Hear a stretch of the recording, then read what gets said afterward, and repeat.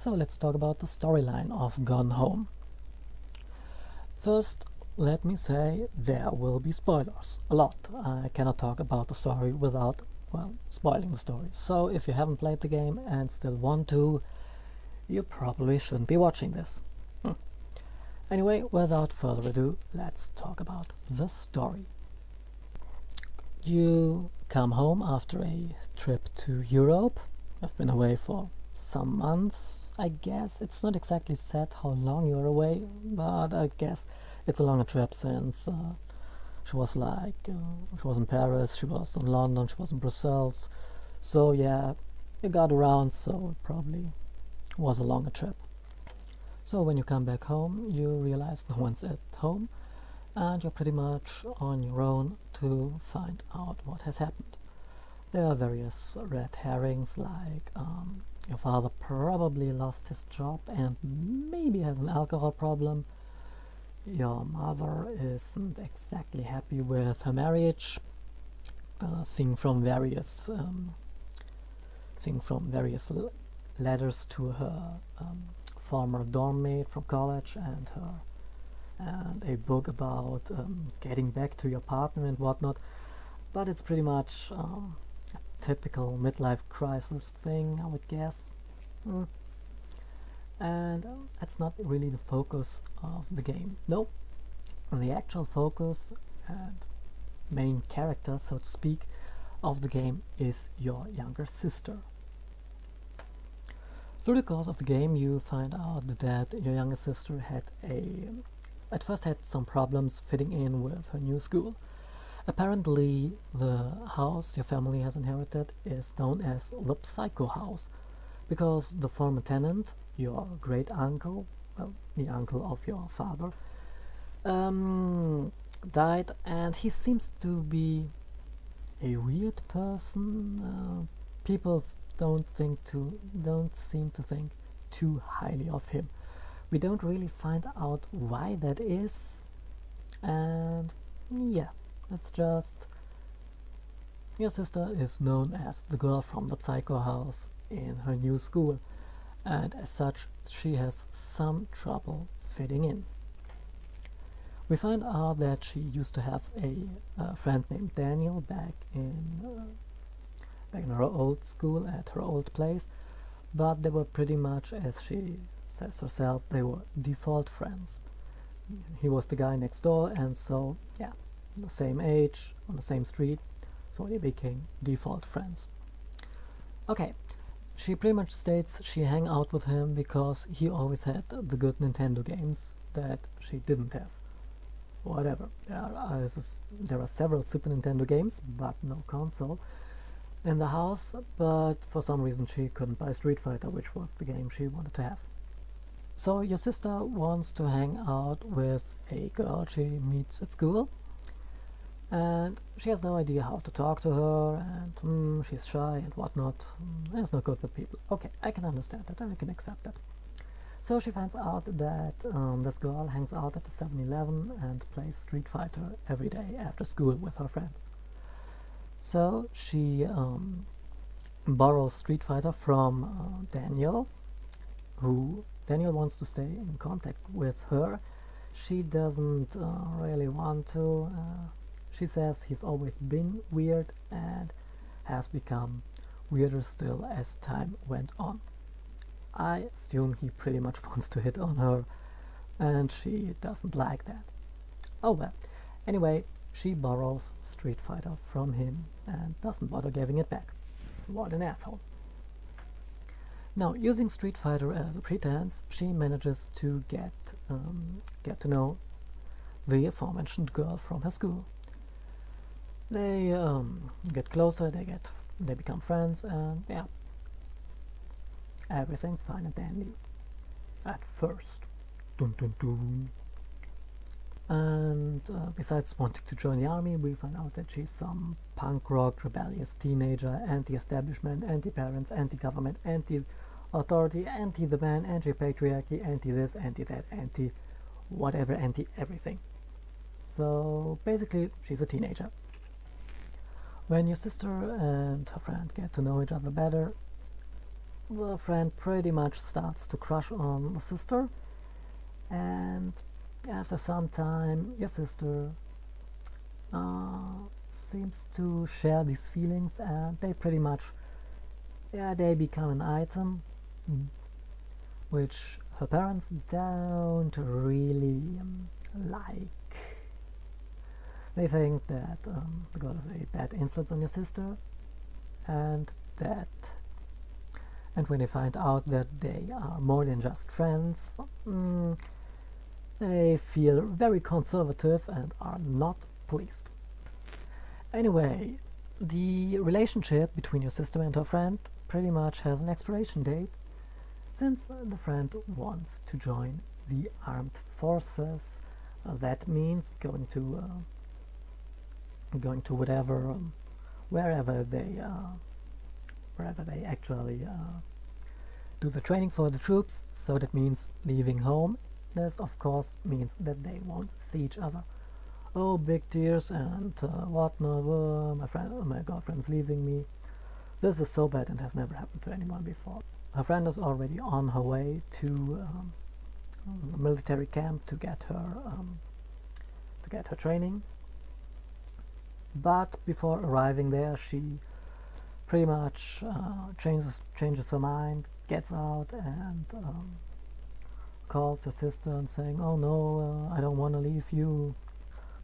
Several crying phone calls to her. She wants to get back together and don't want to leave her, and they just want to run away and find a place for them. And yeah, the typical teenage love, fantasy, romance stuff. So your sister pretty much, well, I guess she organizes some money, judging from the state your parents' bedroom is in. It's pretty much, yeah, it looks like someone robbed the place, but it's probably your sister just been scavenging for some money. And she took the car. I would assume she says she has her own car, so I assume she took the car and went to meet up with her girlfriend to run away with her. Now that's pretty much a standard story and not exactly an interesting one, to be honest. It's something that that happens. Teenagers run away, and yeah, that happens. This usually doesn't end too well. The parents are worried, and they are of course trying to find her and to get her back home. Now, this finally concludes the mystery. Why the fuck no one is at home when you arrive back? So hey, mystery solved. The issue I have with this is, I'm sorry, but this is the storyline itself isn't exactly interesting. It's pretty much slice of life. Well, not a common slice of life, but that's something that happens in one form or the other, happens daily or to some family somewhere in the world. You don't really need an original premise in order for your story to be interesting. No, there are many stories that have been told time and time again and can still be interesting. But this depends on the characters. In order to be interested and invested in a run-of-the-mill standard storyline, we need to have interesting, relatable characters. And this is where the game utterly fails. None of the characters are relatable. Or not even relatable. The characters aren't even likable. Your father may or may not be an alcoholic, may or may not have lost his job, and yeah, is pretty much a very unsuccessful author struggling with his everything, probably midlife crisis. Your mother is, well, she works for the forest department, and she is pretty good at her job, and her marriage isn't going that great, or it's not really bad, but it's The romance has died and everything has gone to everyday boringness standard, and I am really struggling saying anything about the mother because we don't really learn much about her. Really, we see several times that she is an important person in her job, but that's all. We don't really learn much about her character. So, not really relatable. The protagonist herself, well, we don't know anything about her. We don't know that she's a bit older than her sister. We know that she came from we know that she came home from a trip to Europe, and that's it. We don't really know anything about her, and she's more of a a vessel for the player to experience a storyline. She isn't much of a character herself. She's more of a literary device, so to say. Well, not literary, but I don't know a better word here. Then, your sister's girlfriend. She's a rebellious teenager, as already stated before. We have all been teenagers. Some of us still are. Some of us might become teenagers. And, well, when we look back, we pretty much see, yeah, when we were teenagers, we were pretty much a bag of dicks. It's really hard to find teenagers likable because we all did stupid shit back when we were teenagers, and yeah, well, relatable, maybe, understandable, kinda likable, not really. So yeah, that leaves only one character, the main character, so to say, your younger sister. Well, we find out that she's kinda shy, kinda discovering her sexuality, kinda at odds with her parents, and doing various other things that are pretty much what you would expect from a teenager. Finally, she runs away with her first love and steals some money from her parents in order to finance this journey to wherever, to some place where we can be together. Yeah, as I've said before, that's something that other teenagers have tried before, and it usually doesn't end too well. So yeah, your sister's pretty much an average teenager, with the exception that she's a lesbian. Yeah, great. So, none of these characters are really super likable. The parents, we don't really know much about them. The girlfriend seems like, well, an average teenager. And your sister pretty much seems like, well, an average teenager as well. What especially bothers me is that the girlfriend pretty much falls into a stereotype of the male, and I'm doing the air quotes here, lesbian. So the typical heterosexual idea that a homosexual couple, of course, has to have a male part and a female part, so to speak, and yeah, the girlfriend pretty much fills this male part with listening to punk rock and being having balls of steel and going to the military, and yeah, she pretty much appears to be more of a stereotype than a real character, to be honest. Same goes for your sister, though she pretty much goes into the stereotype of typical teenager and a bit confused about her feelings, whatnot, discovering her sexuality, finding out she is a lesbian or bisexual. We don't really know. It's just said that she's together with a girl, or wants to be together with that other girl. So it's not exactly said that she has to be a lesbian. Might be bisexual. Who knows? Or pansexual, or whatever there is else to be that allows you to like multiple genders, sexes, whatevers. So yeah, the characters aren't that great or likable, so we have a not very interesting story, combined with not very interesting, not very likable characters. So this is pretty much like a bad and boring soap opera that doesn't span over hundreds of episodes, allowing for some character development, but spans over a time of 5 hours tops. Seriously, I played through everything in like 3 hours.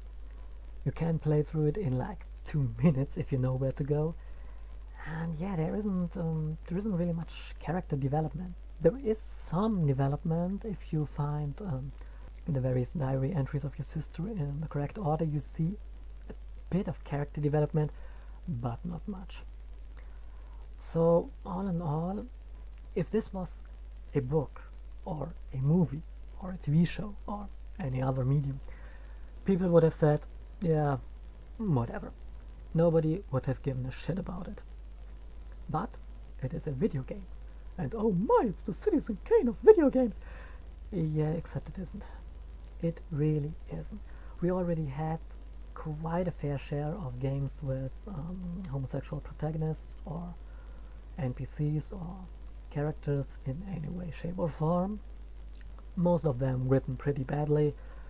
Well, but then again, video games, most characters are written pretty badly, to be honest.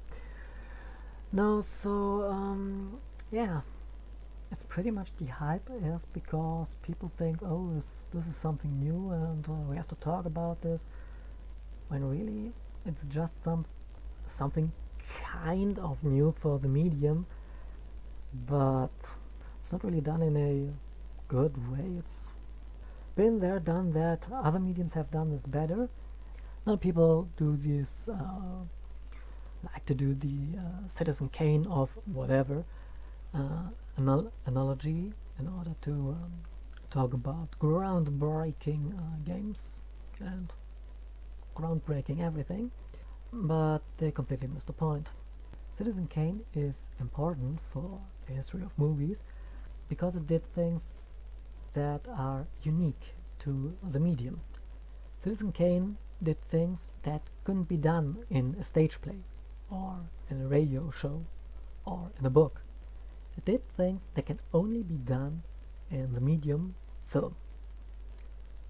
Gone Home doesn't do that.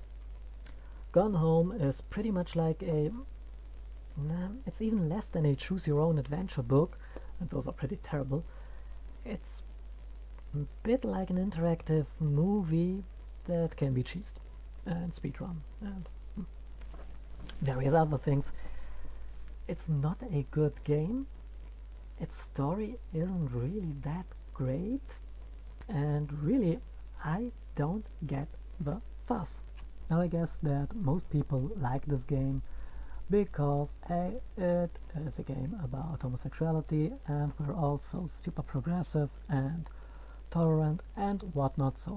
So a game that deals with these topics is of course important and groundbreaking and whatever. Yeah, it isn't. It's just not a good game. And if you want some stories, movies, novels, whatever, that deals with the topic of homosexuality, there are better stories dealing with this topic, mostly in other media, like movies, books, stage plays, musicals, everything, that are pretty much better at storytelling, better at entertainment value, better at talking about the topic itself than Gone Home. Now I know what you're thinking. You're talking bad about Gone Home. That means you're a raging homophobe, Westboro church, communist, Nazi, whatever, fuck you, bigot, whatever the shit. Nah, I don't think so, nah. Because, now here we go, drum roll.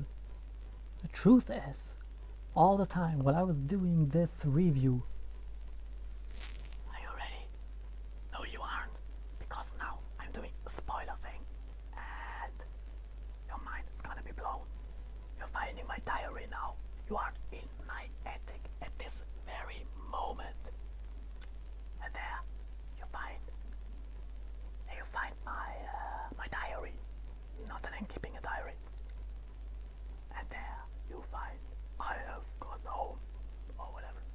No, what I want to say with this bullshit is that I am not actually a raging homophobe. Actually, all the time I am gay myself. Ooh, what a shocker. Who gives a fucking shit? I don't. So, why do I even state this? Does it have anything to do with anything? No, it doesn't.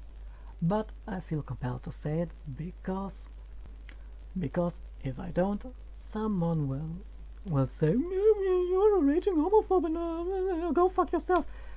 And really, spare me this bullshit. I don't want to hear this. Just because someone doesn't like this game isn't necessarily because they're a homophobe. It's might it might be that people don't like this game because it is not really good. Now, if you excuse me, I still have to work on about 3 hours of video footage of me playing through the entirety of Gone Home. I might upload this, maybe not, maybe partial, maybe completely. I have no idea what I'm going to do. Well, so there's that to do, so I'm finished here and I'm rambling on, and nobody's going to listen to this anyway anymore because I'm completely losing track of anything. Maybe I should write a script before I start blabbering into my microphone. Nah, won't do that. So, this is the Cactus. I'm out.